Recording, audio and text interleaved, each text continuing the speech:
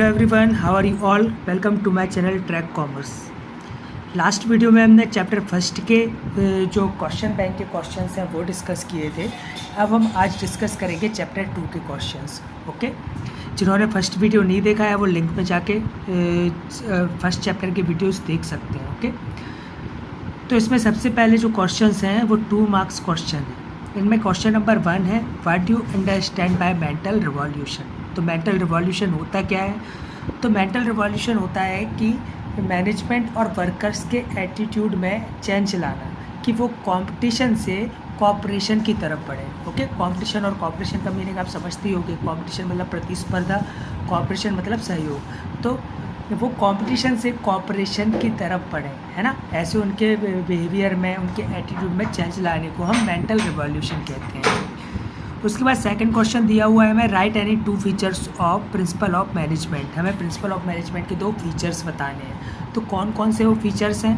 पहला है universal application, means जो प्रिंसिपल ऑफ मैनेजमेंट है उनकी यूनिवर्सल एक्सेप्टेबिलिटी है, कि वो यूनिवर्स में, अर्थ पे कहीं भी किसी भी ऑर्गेनाइजेशन में उनको हम पुट ऑन करते हैं तो वो हर जगह ही सूट होंगे। ओके, सेकंड है जनरल गाइडलाइंस। ये कोई ऐसा रूल ऑफ थंब नहीं है कि इसको हमें फॉलो करना ही करना है। ये जनरल गाइडलाइंस है जो आप फॉलो कर सकते हो, ज़रूरी नहीं है कंपलसरी कि आप फॉलो करो। अब हम बात करते हैं हमारे थर्ड क्वेश्चन की। थर्ड क्वेश्चन है, define the concept of scalar chain.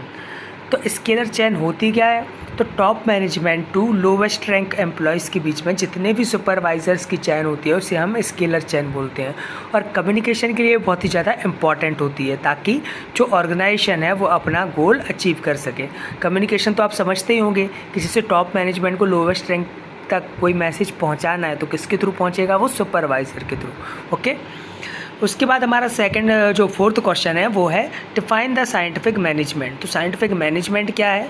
तो साइंटिफिक मैनेजमेंट की वो थ्योरी है जिससे हम वर्क फ्लो को एनालाइज करते हैं, उसे सिंथेसाइज करते हैं, मीन्स उसका परीक्षण करते हैं, साथ में देखते हैं कि वो कैसे और ज़्यादा इम्प्रूव हो सकता है। इसका मेन ऑब्जेक्टिव होता है इकोनॉमिक एफिशिएंसी को इम्प्रूव करना, खास करके लेबर प्रोडक्टिविटी को।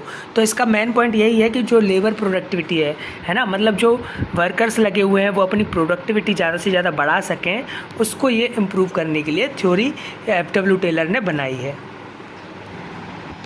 अब हम बात करेंगे 5 मार्क्स क्वेश्चन की। ओके, 5 मार्क्स क्वेश्चन है तो आपको पता होना चाहिए कि इनका आंसर्स 150 वर्ड्स में होना चाहिए। ओके, यहाँ पे सिर्फ आपको मैं पॉइंट वाइज बता रहा हूँ, पॉइंट्स में अंदर आपको ही लिखना है। ओके, तो सबसे पहला क्वेश्चन है, right the features of scientific management. Scientific management के फीचर्स बताना है। तो सबसे पहला फीचर क्या है? Systematic approach. मीन्स जो साइंटिफिक मैनेजमेंट है वो एक सिस्टमैटिक अप्रोच है, स्टेप बाय स्टेप हमें इसकी जो प्रिंसिपल्स हैं या फिर जो इसकी प्रोसेस है वो हमें फॉलो करनी पड़ती है।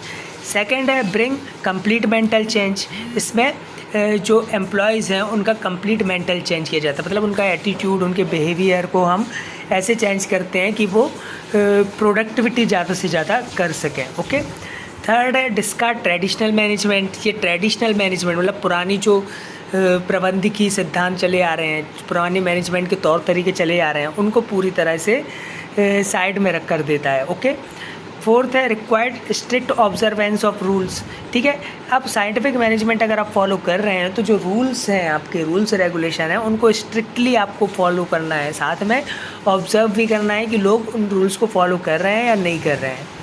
फिफ्थ है, improves the efficiency of workers. Means ये वर्कर्स की एफिशिएंसी को इम्प्रूव करता है।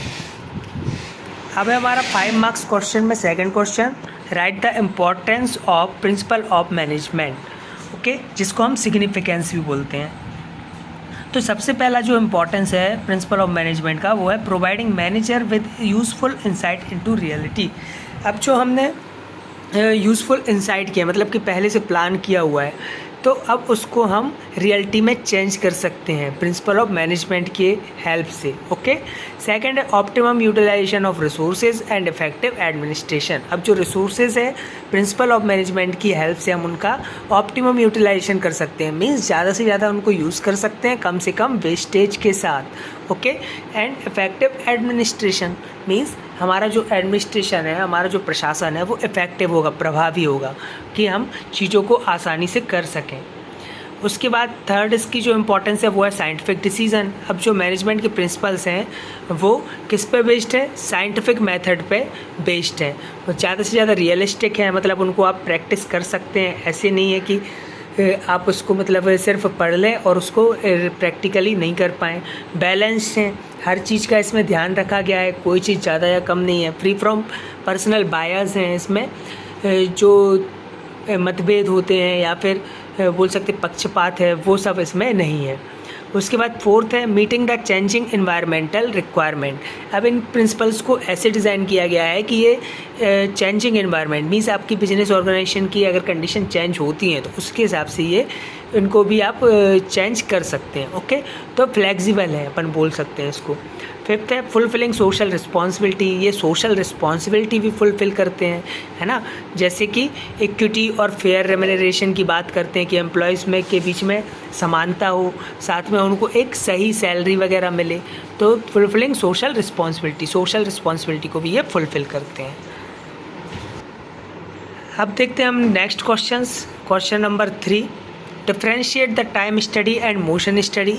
इसके पहले मैं फिर से आपको बता दूं कि आपको इससे अच्छा अगर कहीं आंसर मिलता है तो आप उसको राइट कर सकते हैं, उसको लर्न कर सकते हैं। यहाँ पे मेरा केवल मोटिव आपको ये क्वेश्चन ट्रांसलेट करके देना, साथ में इनका कंसेप्ट समझाना है। ओके, तो चलिए डिस्कस करते हैं differentiate the time study and motion study. तो टाइम स्टडी और मोशन स्टडी जो है वर्क स्टडी के दो एस्पेक्ट हैं।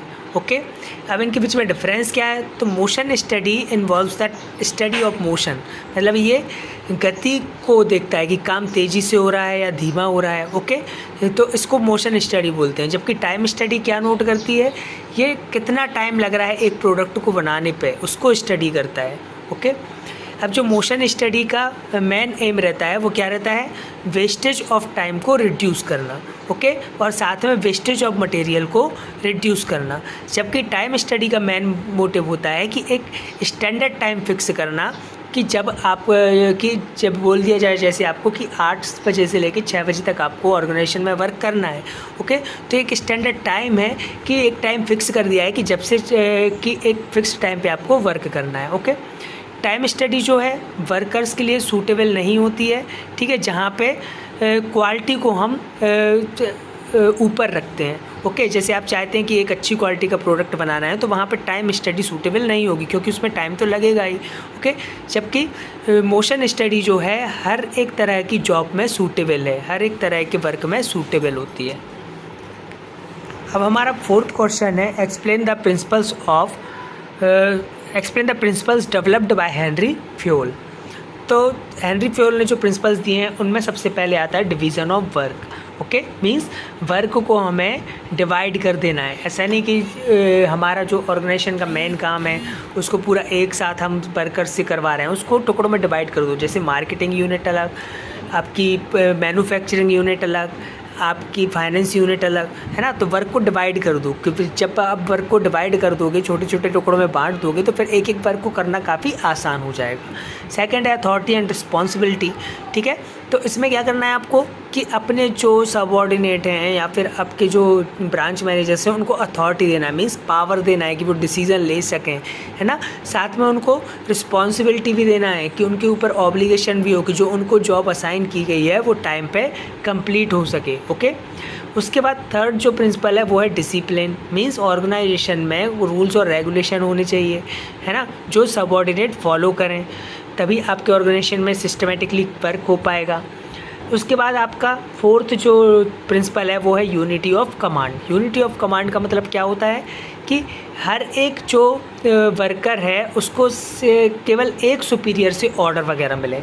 अब आप ही सोच के देखिए कि आपके लिए जो दो टीचर हैं वो दोनों अपन असाइनमेंट दे देते हैं, एक ही टाइम पे आपको कंप्लीट करना है, तो आप कौन सा करोगे? आपके लिए मुश्किल हो जाएगा, है ना।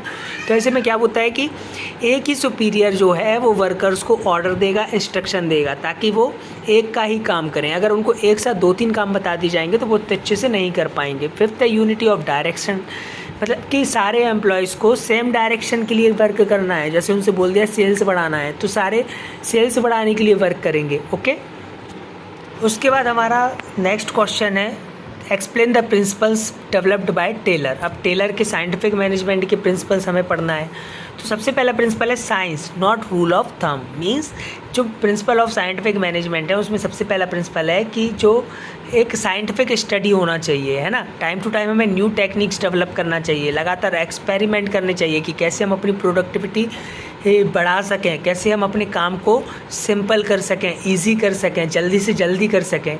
ये कोई रूल ऑफ थंब नहीं है कि आपको बोला कि कोई पहले से प्रिंसिपल आपको बता दिया है कि यही करना है, चाहे वो सक्सेस हो चाहे ना हो, ठीक है। तो साइंस जो प्रिंसिपल ऑफ मैनेजमेंट है वो रूल ऑफ थंब नहीं है, क्या है, एक साइंटिफिक स्टडी है जिसको आपको लगातार डेवलप्ड करते रहना है।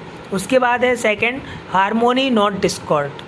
ओके, क्या बोला गया है कि हार्मोनी जो है वो होना चाहिए, है ना, कि उनका जो वर्कर्स हैं उनको मेंटल रिवॉल्यूशन करके उनको सिखाया जाना चाहिए कि वो हर एक रोल में अच्छी तरह फिट बैठें, ठीक है, कॉन्फ्लिक्ट अराइज ना हो वर्कर्स के बीच में, शांति बनी रहे, ठीक है। तो हार्मोनी नॉट डिस्कॉर्ड। उसके बाद थर्ड जो प्रिंसिपल है वो कोऑपरेशन नॉट इंडिविजुअलिज्म। मतलब कि इंडिविजुअलिज्म का मतलब कि अपना अपना नहीं देखना है हमें, कोऑपरेशन मीन्स सहयोग करके चलना है, कि मतलब एक दूसरे वर्कर्स को अगर प्रॉब्लम जाती है तो उनकी हेल्प करें, उनसे सजेशन लें, है ना, उनको गाइड करें। उसके बाद फोर्थ है development of each and every person to his or her greatest efficiency and prosperity. अब अपने ऑर्गेनाइजेशन में जो भी एम्प्लॉय है, हर एक एम्प्लॉय का हमें डेवलपमेंट करना है, उनकी जो ग्रेटेस्ट एफिशिएंसी है, प्रॉस्पेरिटी है, उसको डेवलप करते रहना है। उसके बाद आ जाते हैं हमारा sixth question, write the difference between in the principle developed by Taylor and Fayol. Means जो टेलर ने प्रिंसिपल्स डेवलप किए हैं और जो फ्योल ने प्रिंसिपल्स डेवलप किए हैं उनके बीच में डिफरेंस क्या है। तो सबसे पहले आता है नेचर ऑफ रिसर्च। तो इसमें क्या है, फ्योल के अगर आप प्रिंसिपल्स देखें तो इनने फंक्शनल मैनेजमेंट और मैनेजमेंट प्रोसेस को डेवलप किया है, ठीक है। जबकि टेलर की बात करें तो इनने साइंटिफिक मैनेजमेंट को डेवलप किया है, ओके। इसलिए बोला जाता है जो टेलर के प्रिंसिपल हैं उनको साइंटिफिक मैनेजमेंट बोला जाता है, जबकि फ्योल के प्रिंसिपल्स को जनरल मैनेजमेंट या एडमिनिस्ट्रेटिव प्रिंसिपल ऑफ मैनेजमेंट बोला जाता है। उसके बाद कंसर्न, तो फ्योल जो हैं उनके प्रिंसिपल्स मैनेजमेंट इफ़िशियंसी से कंसर्न करते हैं कि ओवरऑल मैनेजमेंट की इफ़िशियंसी कैसे बढ़ा सकें अपन, जबकि टेलर के जो प्रिंसिपल्स हैं वो वर्कर्स की इफ़िशियंसी को बढ़ा के करते हैं, ठीक है, वर्कर्स की इफ़िशियंसी को बढ़ाने की बात करते हैं। तो बहुत ही सिंपल है ये, है ना। जो फ्योल है वो पूरे मैनेजमेंट उसकी इम्प्रूवमेंट की बात करते हैं, जबकि जो टेलर हैं वो सिर्फ वर्कर्स में इम्प्रूवमेंट की बात करते हैं। उसके बाद लेवल की बात करें तो फ्योल के जो प्रिंसिपल हैं वो टॉप लेवल ऑफ मैनेजमेंट के लिए डिज़ाइन किए गए हैं, कि टॉप लेवल का मैनेजमेंट जो है वो कैसे अच्छी तरह से चीज़ों को मैनेज कर सकता है, जबकि टेलर के जो प्रिंसिपल हैं वो लोअर लेवल ऑफ मैनेजमेंट के लिए डिज़ाइन किए गए हैं, कि जो वर्कर से डायरेक्ट टच में सुपरवाइजर्स वगैरह हैं वो कैसे वर्कर्स को अच्छी तरह मैनेज करेंगे। उसके बाद बात करते हैं हम फोकस की। तो जो फ्योल के प्रिंसिपल्स हैं वो ओवरऑल एडमिनिस्ट्रेशन को इम्प्रूव करने के लिए बनाए गए हैं, है ना। उनका मेन फोकस क्या है कि ओवरऑल एडमिनिस्ट्रेशन को हम अच्छे से कर सकें, जबकि जो टेलर के प्रिंसिपल्स हैं वो प्रोडक्टिविटी बढ़ाने पे जोर देते हैं, कि मतलब वर्कर से ज़्यादा काम निकलवाया जा सके। उसके बाद पर्सनालिटी की बात करें तो जो फ्योल हैं उन्होंने एज अ प्रैक्टिशनर और रिसर्चर्स, है ना, अपनी पर्सनालिटी को डेवलप किया है और उन्हें फादर ऑफ जनरल मैनेजमेंट बोला जाता है। ये बहुत इंपॉर्टेंट है, याद रखना। फ्योल की जो पर्सनालिटी थी वो कैसी थी, रिसर्चर और प्रैक्टिशनर की। उन्होंने अपनी पर्सनालिटी को ऐसे ही डेवलप किया है और उन्हें फादर ऑफ जनरल मैनेजमेंट बोला जाता है, जबकि जो टेलर हैं उनकी पर्सनालिटी क्या थी, एक साइंटिस्ट की थी, ओके, और उन्हें फादर ऑफ साइंटिफिक मैनेजमेंट बोला जाता है। तो यहाँ आपके क्वेश्चन बैंक के क्वेश्चंस ओवर होते हैं। आई होप आपको अच्छी तरह समझ आ गया होगा concept. Thank you so much for watching the video.